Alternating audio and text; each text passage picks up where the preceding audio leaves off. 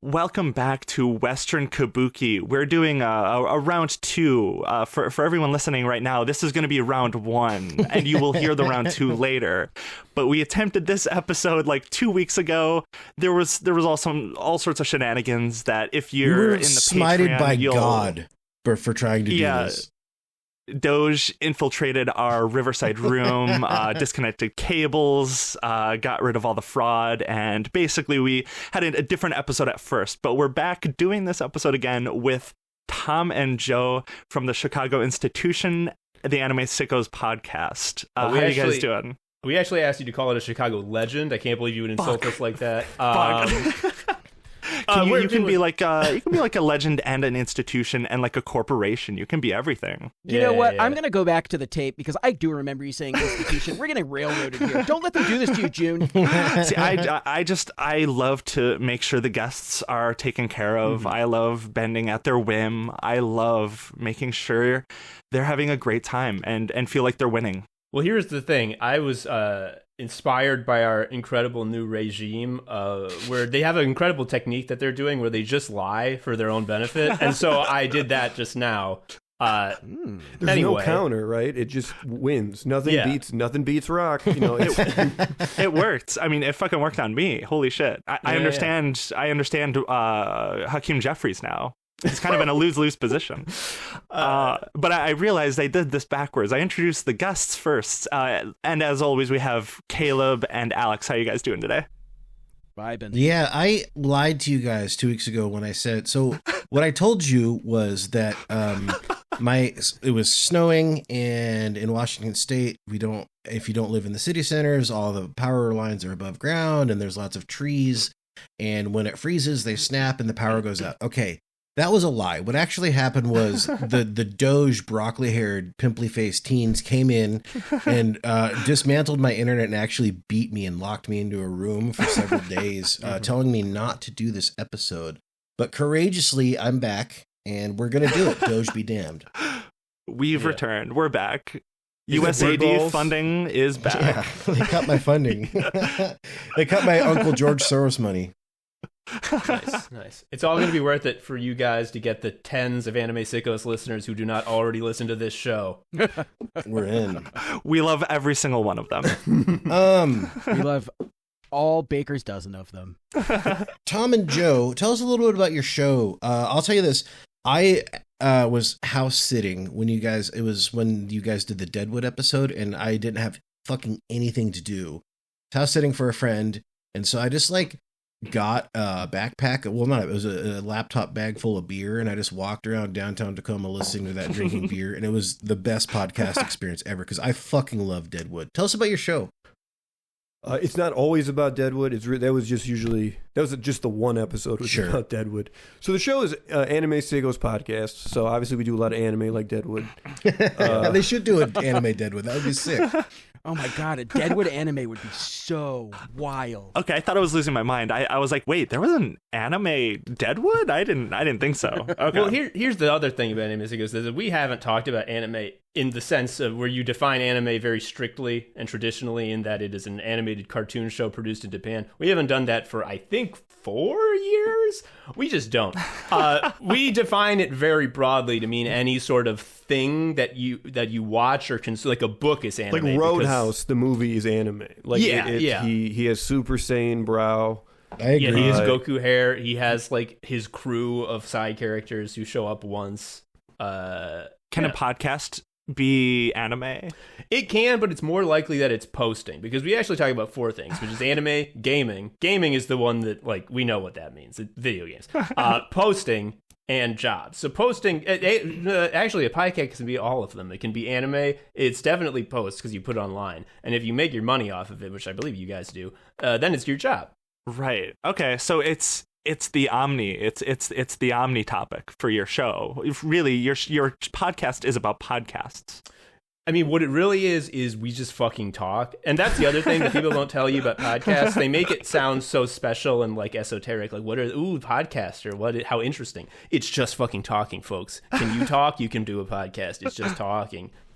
We're talking about 4chan tonight, and it's a couple things that probably we need to get out of the way. Obviously, like 4chan is one of the most influential websites, I would say, and we can't, like, we got an hour-ish to do this. There's going to be so much stuff that we're going to skip over, and so if there's something that like you're waiting for that we can't talk about, we're really going to be going to kind of the history and formation of it and talk about why and how this matters and what things that influence culturally today, because I think that the thing that we're trying to do is draw a through line like we did with our Something Awful episode with Cameron, is like, how did these websites form, and like how did they kind of, I guess, create the culture that I guess made the hell that we live in today, right? So yeah, I mean, there's so much, as we have the most terminally online administration of all time in history of any country. Like all of these websites, there's like a through line of how all of the cultures and moments, I think, shaped where we are right now. Like it's very strong case for that. Yeah. You can see, like, on Twitter sometimes, like, the Nazis will use the green text thing from 4chan. It doesn't obviously like make the the text format, green. yeah. Yes, and it's like just a giveaway, like where I'm from, what created this monster. Yeah. I swear Elon has even done that himself. I'm pretty sure. Yeah, I believe probably. so. If not, he absolutely browses 4chan. Oh, yeah. Probably. So we're going to kind of talk about the history of it. We're even the stuff that we're talking about. I just wanted to give a shout out. We just hired our wonderful community manager, B, to also do a lot of our research notes, and she did a wonderful job. I've got like 20 something pages of like citations and notes and about all this stuff that we're going to include when we drop this episode. So if this is of interest to you and we gloss over some things, definitely give those a read because they're very well done. You know, she does fantastic work. Yeah. If we will not hit everything, so definitely make sure check out her work. Yeah. If you are an insane sicko that really wants to know about this horrible stuff, we've got. I'm not actually joking. In my research, I don't think that I found a more concise or like better document that catalogs all of this stuff, and I think that there are probably a lot of people out there that would be interested in reading, because I mean, she did everything from like screenshots of like websites from the 90s and translated them from Japanese herself and stuff like. I mean, it's very good work. So if that's of interest to you, just know that they're in the Discord. I'll put them in the show notes too, I think. I'll probably just post it too, honestly, like when we get this episode out. Yeah. Okay. So we're gonna go back to, we're going to start with some of 4chan's predecessors to really understand the concept of like anonymous posting culture and stuff like that. You have to go all the way back to like Japanese culture in like the mid to late 1990s. And the first kind of predecessor, and also just we're going to talk about a couple different websites, and there is overlap between them, but I'm going to try and talk about them in chronological order in terms of when they were created.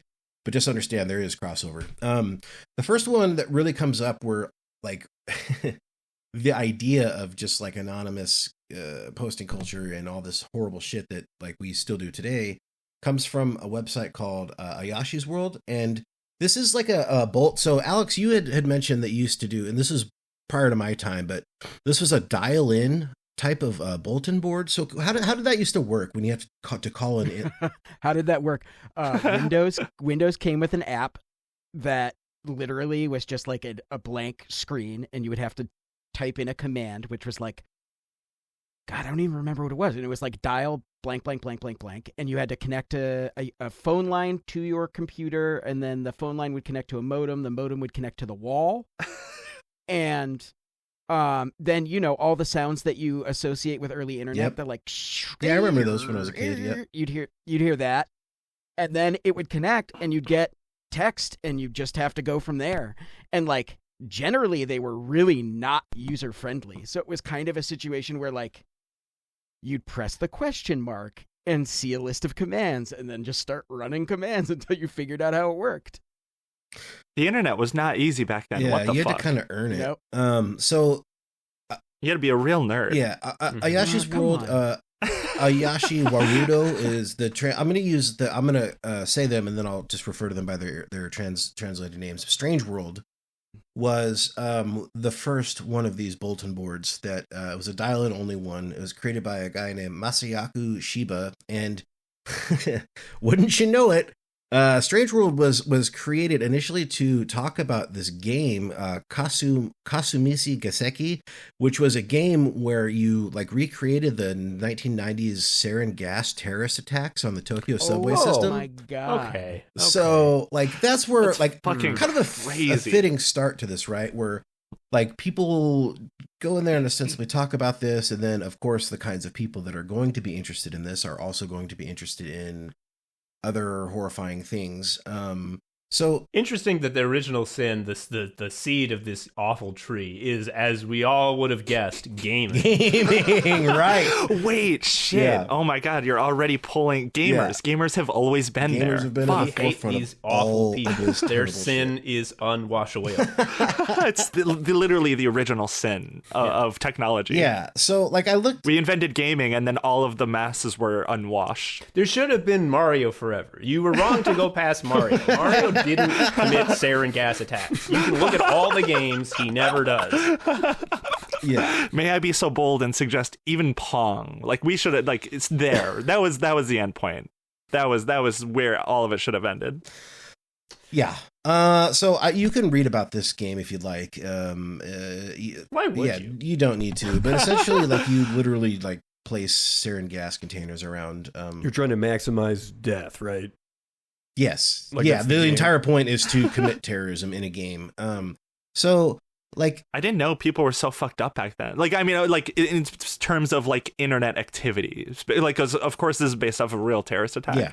I remember doing a little bit of research on it. Like I saw like a YouTube video back in like the early pandemic, and I was like, what the fuck? Like there was like a massive Japan terrorist attack in like the 90s. So I like looked into that back then, but I did not know there was like a game and shit. Yeah. The Japanese novelist Haruki Murakami actually wrote a book called Underground, which is just like interviews with people who were in the attacks. And it's really, really riveting. But also, in addition to that, like that feels really familiar to me as a kid who was growing up in the 90s, because as soon as the Columbine shooting happened, we learned a lot about how Dylan Klebold and Eric Harris were using Doom to try and recreate their school in the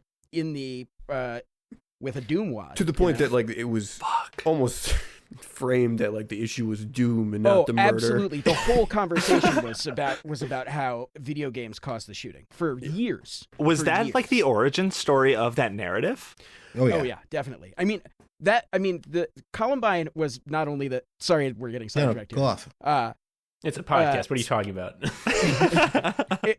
Columbine was not only the beginning of that narrative, but it was the first mass media shooting. It's the beginning of school shooting. There wasn't a phenomenon before then, and that became such a huge thing that it inspired a lot of copycats. Yeah. Yeah. And of course, still to this day, do. Yeah. I'm not going to look into this game because I don't, for the same reason I don't, when I'm cooking, put the knife in my eye also. But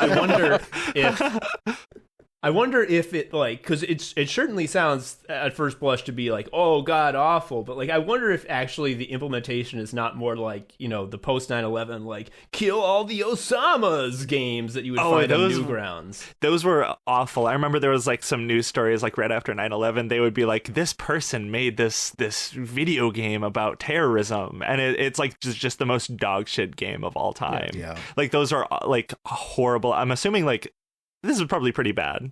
Now I'm kind of curious. We should do like a let's Was it play Flash? bonus episode. Let's play. Yeah, we should do like go back and look at like some of those old Newgrounds games, because there's a lot going on there. Like that was like some of the main avenue that like racists had to create art was like Flash games. And anyway, now they have X.com, the everything app, Blaze Your Glory, etc.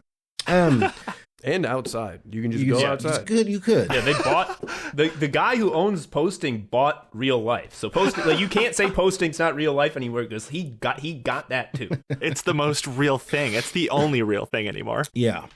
So the original Strange World, you know, it lasts a good couple months, but like as the controversy dies down, the forum kind of goes away. But Shiba, the creator, had been influenced by some other websites and brought the name back. He was notably influenced by a website called the Japan Lolita Complex Graphics, which was just Red flag. It was literally no. It gets worse. It was literally just a child porn website. So you have to understand that in Japan, like child porn was pretty much legal until 1999, and this is before that. So he is influenced by some of these types of websites. Brings back Strange World as a more. Did you say that was legal? Yeah, completely legal. So we'll talk about this. Is an important thing to note. So. Child porn, it was pretty much legal until 1999, and then as an insane, not insane, as a very sane but kind of somewhat egregious backlash to like some of the stuff that had happened in 1999. Japan proposes a series of laws that come into effect that are like a little vague but very draconian for like censorship for pornography. And so in Japan, that's why like pornography in Japan censored is because of, you know, the laws that they passed in response to this. And that's going to come into effect later when we talk about our friend Jim Watkins. If you remember him, the 8chan guy that we talked about with Frederick Brennan and so on. Just remember that. But in any case, I have to say before we move on, like modern, like early 2000s cultural output, like media from Japan really saved their ass. Like they they should not have the good image that they have. Like Japan anime. Speaking of anime, we have two of the anime sickos. Like anime kind of saved their fucking asses in terms of like world perspective on them. Yeah, like Nintendo and shit. Yeah, it's our job is we have to go and combat that propaganda and let people know. It sucks. It's so dumb. Why is it like that? Why is there the booby girl? Referencing also, Gurren Lagann, of course. Just want to shout out our homie Caleb Western Kabuki at the start of the show being like, your job is just to pop in with jokes and then talk about how child porn wasn't illegal, and it was so, and it's just like, okay, yeah, I'll be funny. Yeah, go ahead and make some jokes about that. I'll be watching and waiting. So it was legal because like no one realized. I'm guessing like, oh shit. Hey everybody, this has been a demo of a full episode that you can find on the Western Kabuki Patreon. You can find it at patreon.com/Western Kabuki.